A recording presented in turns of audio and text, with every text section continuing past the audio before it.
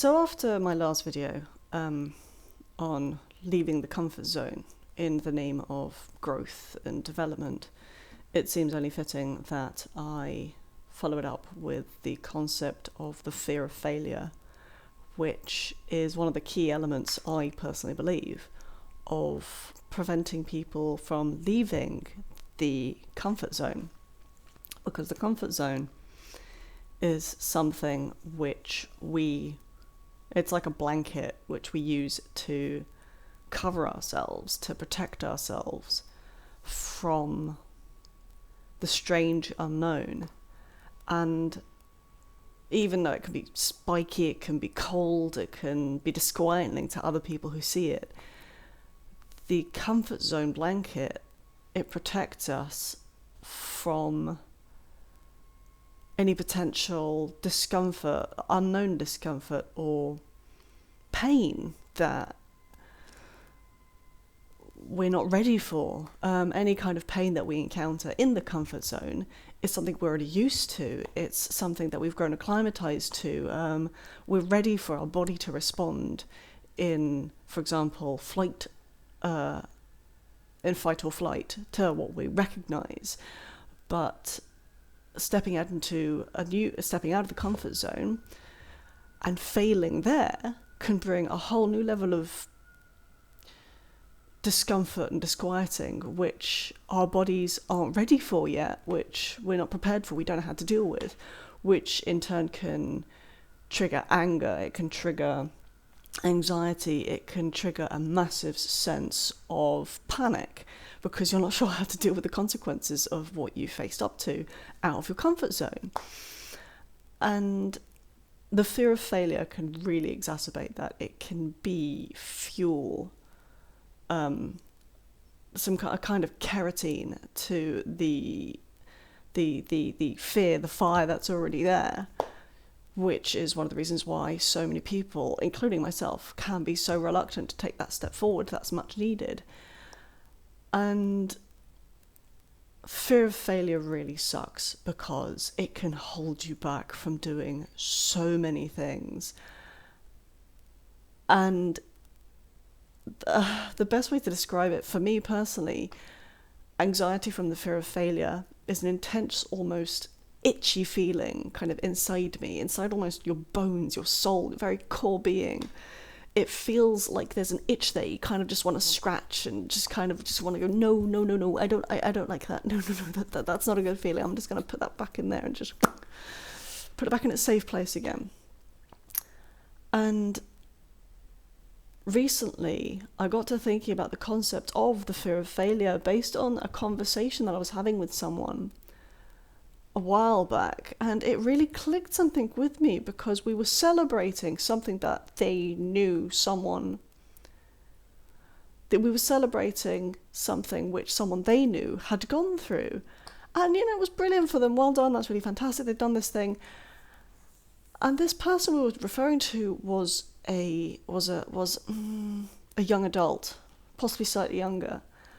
And I was celebrating this fact because, good for her. She'd put a lot of effort in. She was really, really, really happy at everything she'd achieved. And a part of my brain thought, she's accomplished so much, an incredible amount for a person her age. And this girl is turning into such a powerfully strong, independent person. Good for her, that's fantastic. However, has she now set a ridiculously high bar for herself where if she doesn't maintain this standard, this level for herself, where she's constantly receiving praise, constantly receiving awards, constantly doing everything brilliant and receiving adulation of how amazing she is for someone so young, if she doesn't hit that standard with everything she does, how's that going to affect her? And I began to wonder to myself, is this something that will potentially lead to her having therapy in the future as she wonders why she's now terrified of doing things wrong?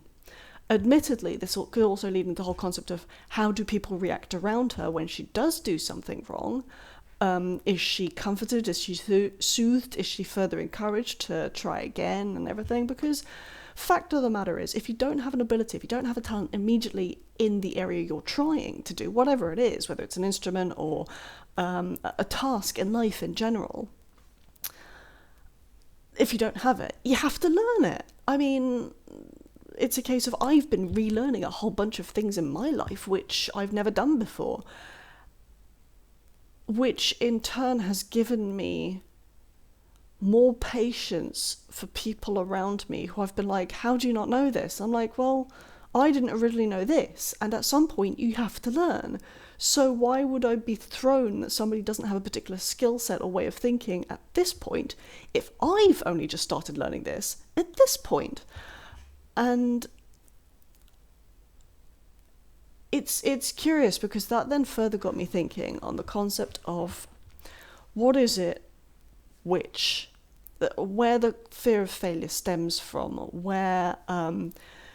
what is it that creates it? Even in later years, after you received so much success, you can't risk failing later on. Or if you struggle with something throughout your life, then you think to yourself, am I just going to continue going because I'm still struggling with this? Because what's the point? That's more of an expectation of failure than a fear of failure, but let's see if I can work with this. And it made me wonder, in how many aspects of our childhood we have the fear of failure unconsciously grown into us, because we're rewarded for the smallest of things, even from an early age. Even at school, we're rewarded for attendance, we're rewarded for certain behaviours, we're rewarded for being just generally good behaviour, being quiet. Throughout life, throughout childhood, we are rewarded for a specific amount of things. Even if we haven't walked at a certain age, if we haven't spoken by a certain age, if we haven't rolled over on our stomachs at a certain age, it's considered almost a kind of failure because we haven't achieved this milestone at a certain point, which in turn leads into the concept of when you're an adult and you haven't done this specific thing by this specific age, technically that's also considered a failure by society because you haven't lived up to this expectation of what you need to do. It's a case of, it actually makes me wonder if that's one of the reasons why this generation actually, the kind of younger and middling generation actually suffer so much anxiety and depression, because there's so much expectation on us to have done specific things at certain ages and the like. And this is what society expects of us, therefore we have to do it, and if we haven't done it, have we failed, have we let people down? And it's fascinating because you spend a majority of your life in certain areas of life, or maybe even your whole life, living with this fear of failure because you haven't done things that are expected of you, which in turn means that most anxiety or depression stems from failing to meet expectations.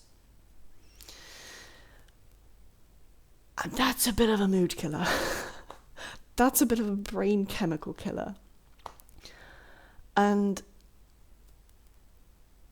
one of the things I have been recently trying to overcome is the fear of failure, because I lack skills in certain areas. I put an intense amount of pressure on myself to be able to know how to do a thing because other people know how to do it, or I am impatient with myself because I want to learn this thing and I want to learn it now because I want to do this thing because that's my expectation, I need to do this thing.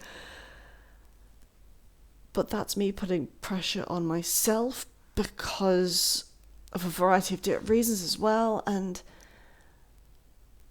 the fear of failure, I think it's been an interesting one to try and overcome. And one of the ways that I've tried to overcome it is by just doing. Because you think to yourself, I'm going to fail. If I'm going to fail, why does this worry me so much? Where are the expectations? Are they in me? Are they for other people? Do I feel like I'll be letting someone or a situation down? And you have to kind of take a step back and try and look at it from another angle. Again, the concept of the comfort zone. And admittedly, sometimes the fear of failure can stem from the worry of letting someone down. And if this is the case, then you have to try and understand with yourself.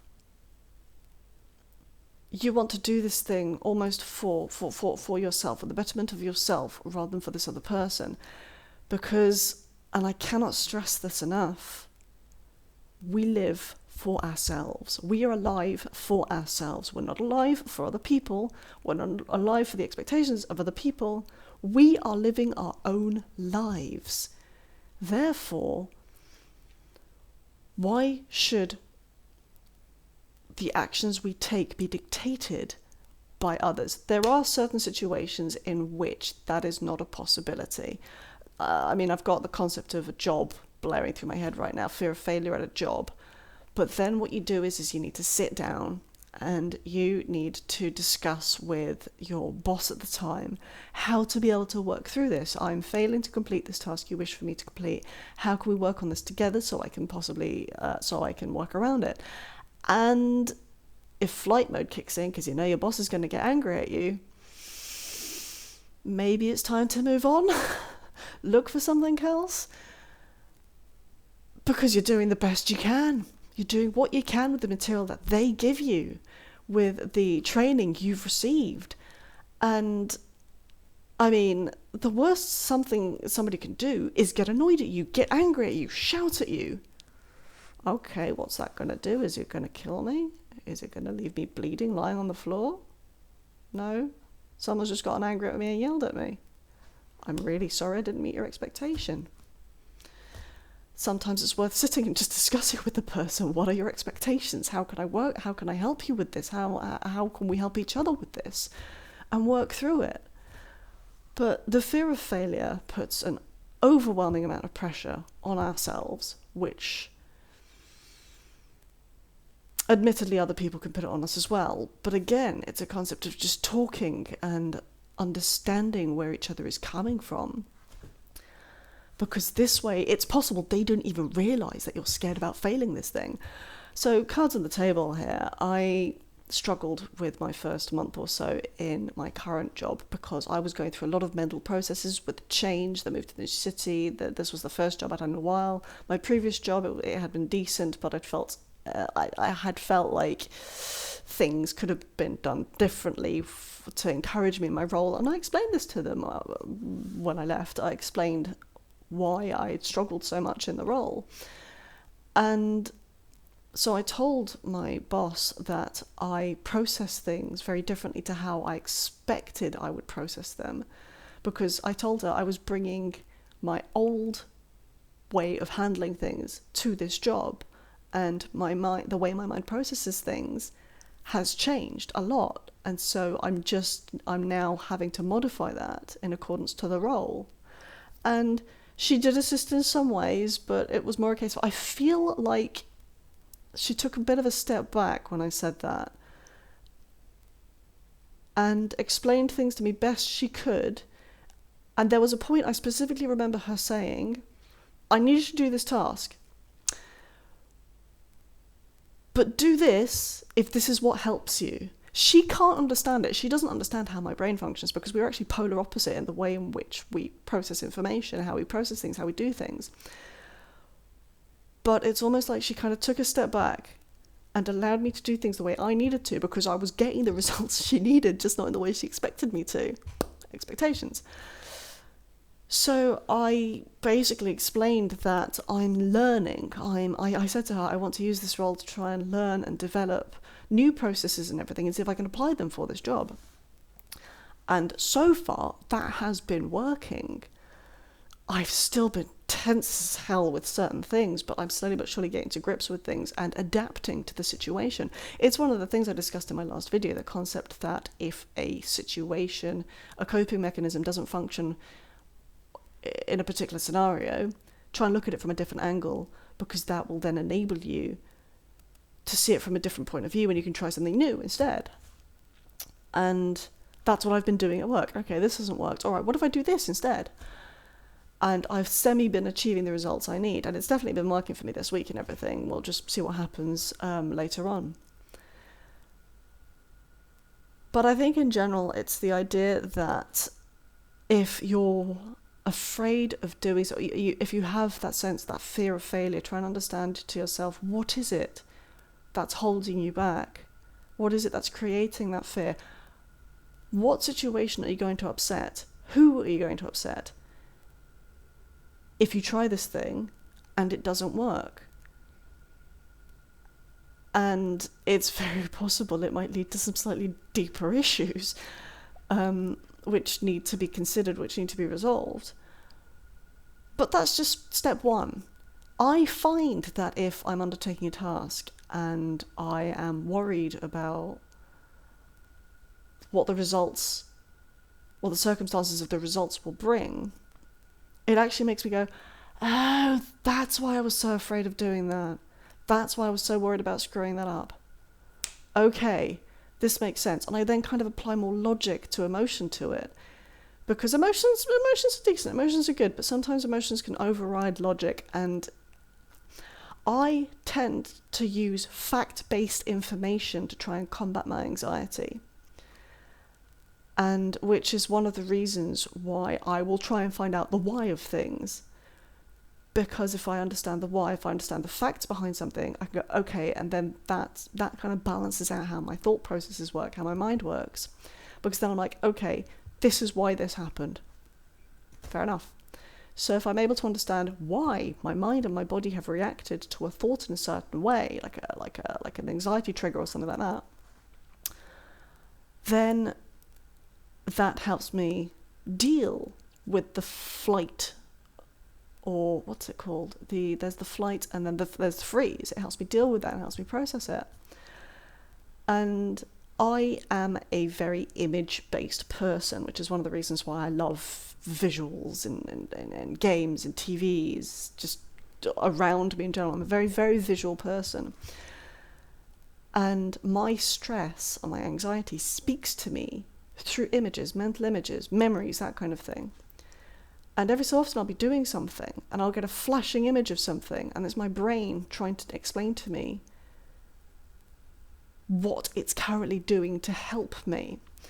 And a couple of times today I applied my own technique to some processes at work, and I suddenly got an image of a station and I realised it was Euston Station. And I realised that when I'm walking from around Euston Station,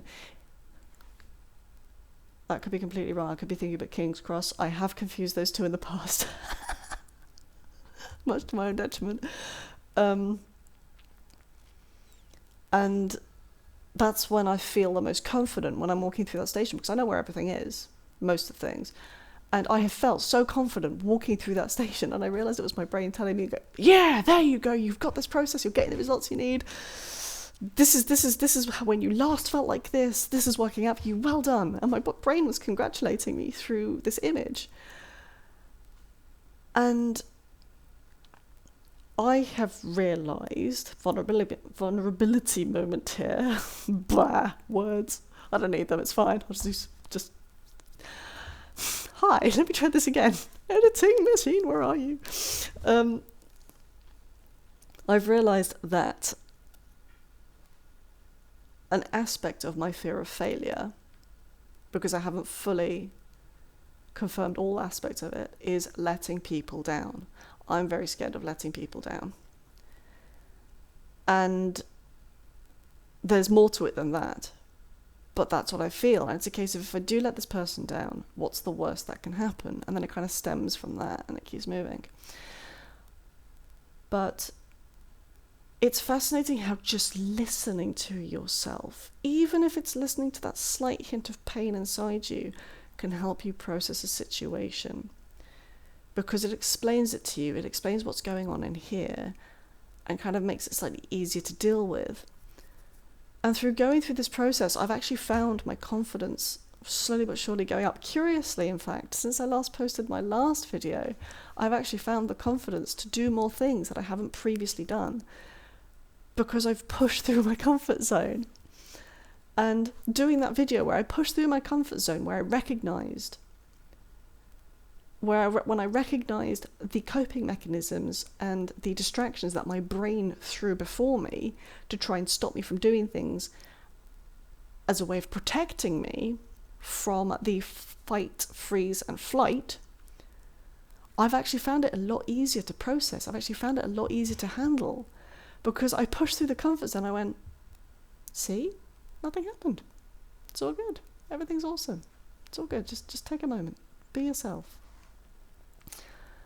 And I had an extending thought to that and it's gone. Let's see if I can pull it back again. I need an editing system. I'm just going to keep saying that every video. And with that, I've found more comfort within myself, more ease, more courage, and my fear of failure is slowly but surely being overturned. Not 100%, because I still think there's some work to be done. And I've had a couple of triggers recently, which my own head threw in front of me. But this is something that I need to pursue. This is something I need to investigate. But it is helping my fear of failure. It is helping my fear of life in general. I now fear that I'm going to start rambling pointlessly. But I do feel like I've said what I need to say. So, as per the previous video, I hoped that this helped in some way. I hope that you enjoyed this and you got something from it.